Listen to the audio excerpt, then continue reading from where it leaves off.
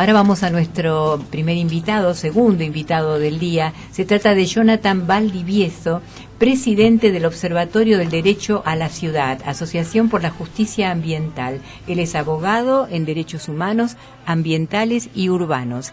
Buenas tardes, Jonathan. Te habla Susana Bultagio de Sinred. ¿Qué tal? Buenas tardes, Susana. Bueno, mira, nos interesó mucho una nota que salió, tengo que decirlo, que esto lo hemos leído en página 12, y a raíz de eso dijimos, bueno, esto se tiene que saber, se tiene que divulgar un poco más, donde ustedes este lunes que pasó presentaban un paquete de medidas por la emergencia habitacional a la legislatura porteña, ¿no es cierto? Sí, así es. Este lunes presentamos 3 proyectos de ley que tienen que ver principalmente para abordar lo que es la crisis habitacional en la ciudad de Buenos Aires, una crisis que no es visibilizada por tal ni reconocida por la clase política. La legislatura porteña hace bastante años que no tratan proyectos de ley relacionados a cuestiones más estructurales de la cuestión habitacional en la ciudad. Incluso este año solo se ha reunido una sola vez la Comisión de Vivienda, ¿no? Entonces, lo que hicimos con más de 40 organizaciones es justamente presentar estos proyectos para, en primer lugar, denunciar que la ciudad de Buenos Aires se encuentra en crisis habitacional. En segundo lugar, una serie de propuestas que va desde medidas para garantizar una vivienda a personas en situación de calle y otras medidas que tienen que ver con la regulación de los actores del mercado inmobiliario para orientarlo al acceso a para orientar y facilitar el acceso a la vivienda, y no para que se siga mercantilizando el derecho a la vivienda y en la ciudad de Buenos Aires sigan proliferando únicamente negocios inmobiliarios que dejan excluidos de ese acceso a la vivienda a más del 95% de la población. Claro, ustedes, para ser más claros, ¿a qué llaman emergencia habitacional? ¿Cómo podríamos definir? Porque esto viene desde del 2001 en adelante, ya en una época se había declarado emergencia habitacional, después se dejó de tratar el tema, ustedes lo reflotan en este momento, pero si bien sabemos más o menos cómo están las cosas, por supuesto, pero contanos un poquito, ¿por qué ustedes lo declaran emergencia habitacional? Sí, la emergencia habitacional existe cuando una gran parte de la población está teniendo inconvenientes en acceder a una vivienda o viviendo en condiciones que no son adecuadas, ¿no? Bien.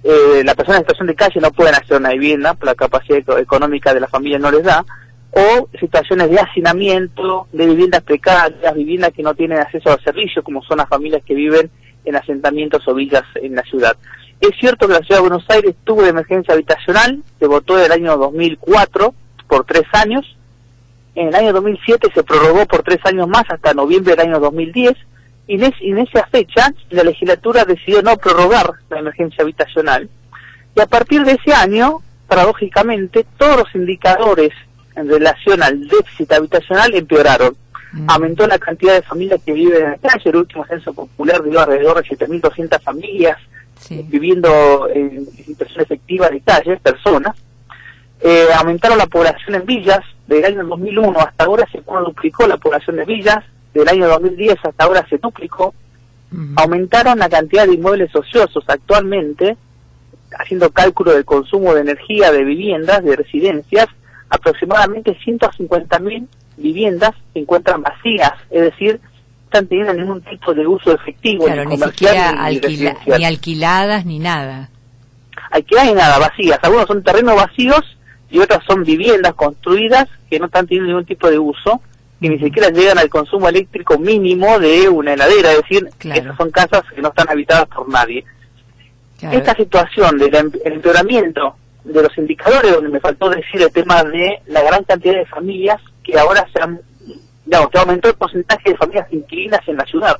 En el año 2001 era el 20% y ahora estamos llegando casi al 40%. Eso que implica que hay más familias que necesitan ingresos económicos altos para poder acceder a un alquiler. Si no tienen capacidad económica, pierden la vivienda o son desalojados. Y en un contexto de crisis económica, recesión, alta inflación, que estamos viviendo ahora de desempleo, estamos justamente advirtiendo, y esto salió de la luz con el tema de las personas que fallecieron en estos últimos días de mucho frío, que estaban en la calle, de que las familias, si no tienen ingresos, se están quedando en la calle, ya ni siquiera alcanzan para poder alquilar una habitación en las villas, donde también el monto se ha vuelto elevado, ¿no? Pero justamente la demanda está superando con creces a la oferta, porque hay muchas familias que necesitan vivienda, terminan pagando altos costos incluso para vivir en piezas de 2x3, de 3x3, y se está construyendo una ciudad muchos metros cuadrados, pero metros cuadrados suntuosos, que únicamente puede acceder y comprar el 5% de la población.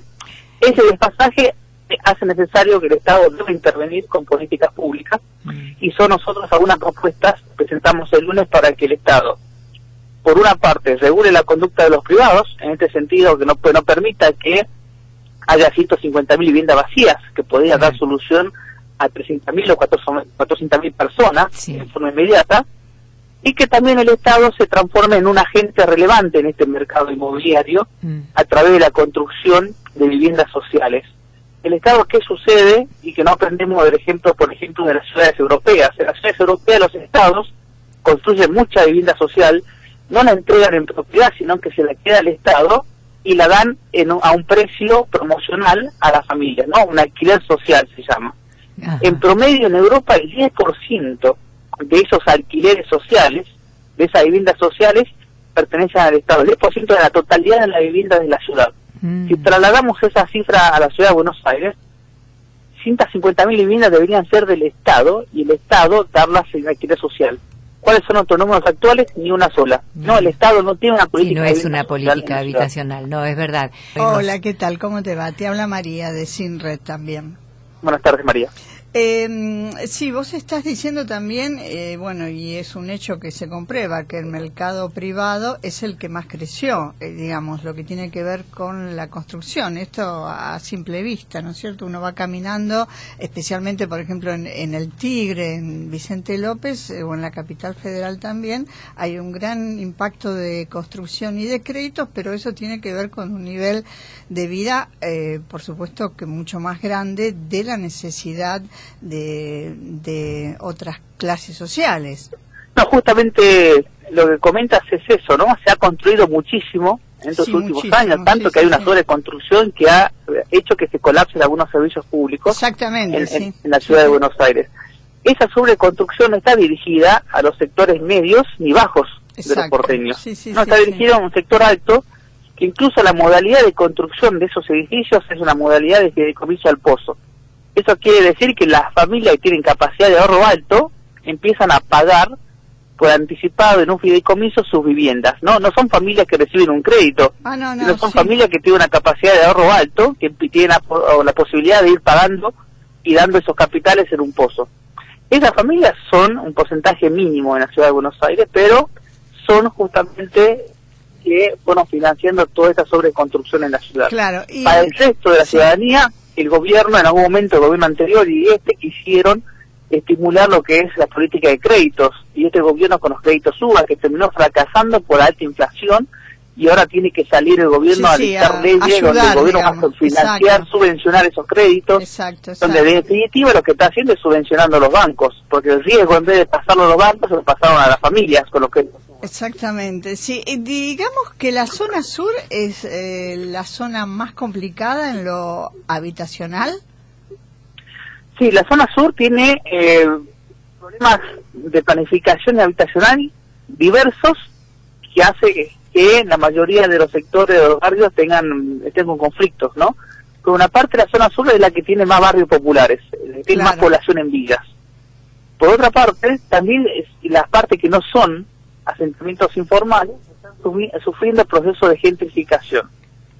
¿Qué quiere decir esto? En los últimos años el gobierno inició una política de estimular el mercado en esas zonas, llevando el subte, cambiando la normativa del código urbanístico, permitiendo construir más, y eso ha generado que grandes desarrolladoras inmobiliarias empiezan a comprar suelo barato en esa zona para luego especular y construir o sobreconstruir. Sí, el barrio de La Boca, justamente, es el barrio que está sufriendo con mayor intensidad este proceso, ¿no? Que por aparte uno ve inversiones de privados, se aprobó el Instituto de las Artes para estimular y financiar que se instalen allí nuevas empresas, y por otra parte vemos a familias que están sufriendo desalojos. El barrio de La Boca actualmente tiene 200 desalojos en curso que involucran más de 1.000 familias.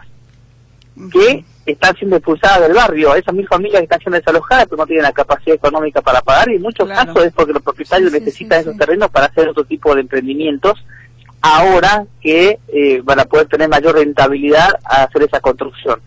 La especulación inmobiliaria se maneja con los tiempos, ¿no? Los propietarios compran terrenos baratos, luego hacen presión para que el gobierno lleve las inversiones. Este desarrollo de la zona sur no se realiza en un momento inadecuado, ¿no? Se realiza en un momento que el mercado inmobiliario lo quiso. Cuando una vez que se apropiaron de los suelos, el mercado inmobiliario presionó a la clase gobernante para que lleve el desarrollo con inversión estatal y para que modifique la normativa urbanística, para que esos suelos que compraron barato los puedan vender más caro, y para que los emprendimientos o los edificios los puedan vender en metro cuadrado también a un mayor valor, ¿no? Eso es la especulación inmobiliaria, donde el suelo aumenta el valor, no por intervención de los privados, sino por intervención estatal y cambio de la normativa, pero sí, la rentabilidad que eso genera se la apropian los propietarios. Y eso genera que las familias que vivían en esos barrios, en esos edificios, terminen siendo desalojadas, terminen siendo expulsadas de la vida o fuera de la ciudad. Sí, y de su propio hábitat. En forma breve, expliques para la audiencia qué es el Observatorio del Derecho a la Ciudad, del cual vos pertenecés. Nosotros somos una asociación civil, en lo formal, pero en los hechos somos una red de profesionales de distintas disciplinas que colaboramos con asambleas y organizaciones sociales justamente en reclamar los derechos urbanos, el derecho a la ciudad, y proponer políticas, ya sea por la vía judicial o por la vía legislativa. Perfecto, me parece bárbaro. Cuando un propietario tiene una vivienda en alquiler y a lo mejor no es para especular, sino que ese alquiler a él le hace falta para poder vivir, y después no puede desalojar a sus inquilinos porque, bueno, por todo esto que estamos hablando, necesita también que la ley lo proteja a ese propietario, ¿verdad? Sí, por supuesto. A ver, el problema del mercado inmobiliario no... Cuando uno habla de regular, siempre genera miedo de que los más perjudicados van a ser los propietarios que tienen una vivienda en alquiler, ¿no? O una pareja de jubilados que ahorró toda su vida para tener un inmueble en alquiler. Cuando uno habla de regular el mercado inmobiliario, está hablando de los grandes terratenientes urbanos que tienen no una vivienda, sino 40, varias, 50 que son departamentos. inversionistas que bueno, que especulan con eso, ¿no? Con el mercado inmobiliario, como vos bien explicabas. Claro, son los grandes terratenientes en la ciudad, que son los que van determinando la planificación también de la ciudad, son los que pueden llegar a tener, como por ejemplo la empresa IRSA, que tiene 70 hectáreas de terreno de tierra vacía, que te dan el mejor momento para sacar rentabilidad a través de un emprendimiento inmobiliario, pero hace 30 años que tenemos en la ciudad 70 manzanas vacías, ¿no? Frente a miles de personas que están en la calle. Bueno, Jonathan, la verdad, muy interesante el tema y queremos ver cómo se va desarrollando a lo largo de estos meses que quedan hasta fin de año. Así que te agradecemos mucho porque fuiste muy claro y esto se tiene que difundir para que la gente lo entienda y lo conozca. Así que muchas gracias. Gracias, muchas gracias. Hasta luego. Bueno, era Jonathan Valdivieso, presidente del Observatorio del Derecho a la Ciudad.